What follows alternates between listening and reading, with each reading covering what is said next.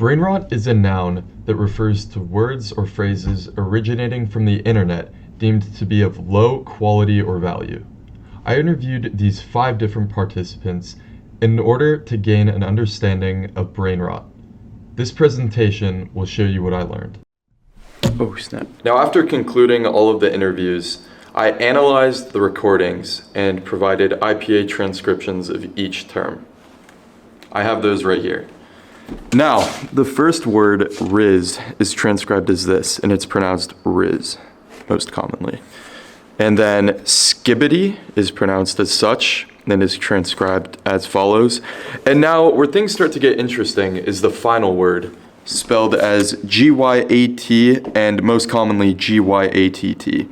And now, what I found with this word was that there were actually 3 different pronunciations from just 5 people. Now, this was interesting, and here are the different pronunciations. So with 2 participants, we found it was pronounced as gyat. With 2 more participants, it was pronounced as gyat. And with only 1 participant, it was pronounced more as gayat. So these data were pretty interesting, and yeah, it just kind of shows how we're in a new age when it comes to developing these brain rot terms. But as I mentioned earlier, words such as riz and skibbity do seem to have a more concrete pronunciation, while words such as gyat, gayat, or gyat have more varying pronunciations, which can also indicate that it's a newer word, and it does not really have a standard pronunciation yet. In addition to providing IPA transcriptions for each word, I also asked participants to rank different sample sentences in terms of how grammatically correct they were.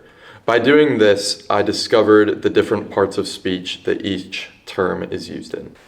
Now, this is what I found. For the first word, riz, I found that it is generally used as either a noun or a verb. An example would be, he had amazing riz. And an example of it being used as a verb would be, he rizzed the girl that he liked up. And so that's what I found with the first word. And then for the next word, skibbity, I found it to be used as an adjective. And what's interesting about this word is that nobody could provide a definition, but an example of a sentence it could be used in was, he had very skibbity aura, or he looked so skibbity. Now what I found for the last word, either you pronounce it gyat, gyat, or gayat, however you choose to pronounce it, I found that it is either used as a noun or an interjection. An example of it being used as a noun could be, he looked at her gyat and was astonished, or his gyat was impeccable.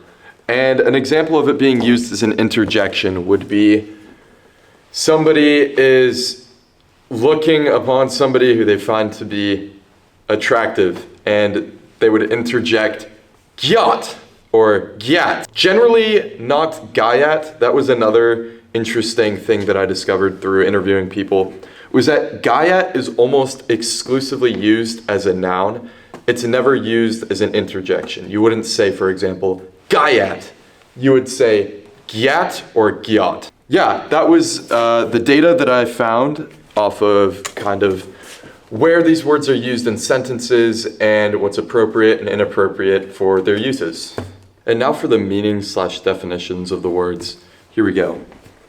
First, we have riz, and what I found is that a lot of participants said that it's short for charisma, so it can kind of be used as a synonym of this word, and it is often used to describe the ability to pursue a romantic interest. It can also be used as more of a verb, for example, like you riz somebody up. And now for the next word, skibbity. What was interesting is that I found that there was no real definition, and none of the participants could even provide a remote definition, but they did answer that it is often used as kind of a comical adjective, kind of like a funny word that doesn't really mean anything, but when it is used, it's used as an adjective. Now the last word, gyat, gayat, or gyat, however you choose to pronounce it, I found that most participants said that it's basically a noun meaning roughly a large butt.